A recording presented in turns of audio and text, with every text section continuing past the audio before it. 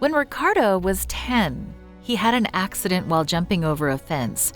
He didn't notice a thin metal wire on the other side of the fence, and it caused him to hit the ground head first. After the accident, he began to lose his sight. At school, he had trouble seeing what the teacher wrote on the chalkboard, so he asked to sit in the front row.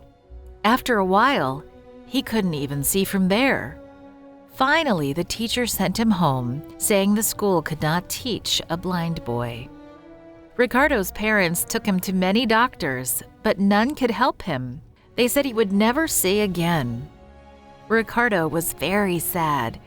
He could no longer play soccer, ride a bicycle, or play hide and seek with his friends. When he went outside, he could hear his old playmates making fun of him. The boys and girls thought that their jokes were harmless.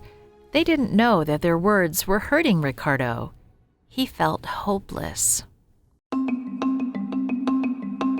One day, an older cousin invited Ricardo to go to a Pathfinder outing. The cousin was the leader of a Pathfinder club. Ricardo didn't want to go, but his cousin kept insisting, so he finally went. He was surprised that he could participate in many of the Pathfinder activities. His cousin even asked him to help out. Ricardo felt needed. He felt good. A short time later, Ricardo heard a sermon that made him want to give his heart to Jesus. But then trouble struck. At the baptismal class, the teacher asked Ricardo and the others who wanted to be baptized to memorize the 10 Commandments. But Ricardo couldn't read the Bible or the piece of paper with the 10 Commandments that the teacher passed out. He sadly thought that he would not be able to get baptized. At home, his mom encouraged him.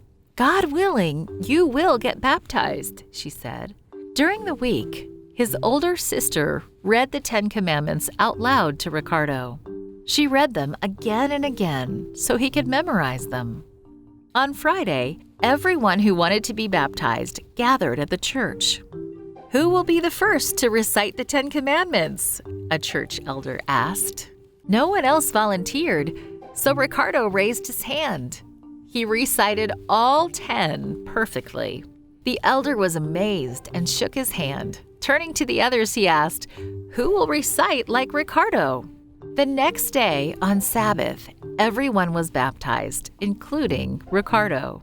Shortly afterward, he was invited to share the weekly mission story in Sabbath school. When some church members heard, they asked the Sabbath school leader to change his mind. "Ricardo can't tell the mission story because he can't read," they said.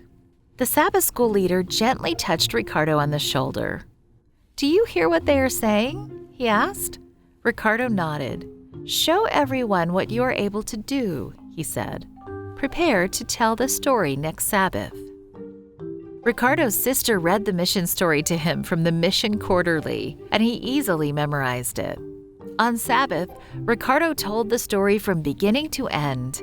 When he finished, loud and astonished amens filled the church.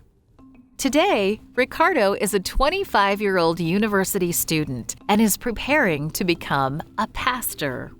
He has led a Pathfinder club for the past 2 years, and he preaches regularly in churches around Angola.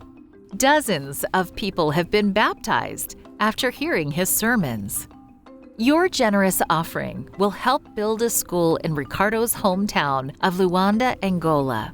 Pray that the work of the school results in others like Ricardo who are eager to teach others about Jesus. Thank you for your support of mission.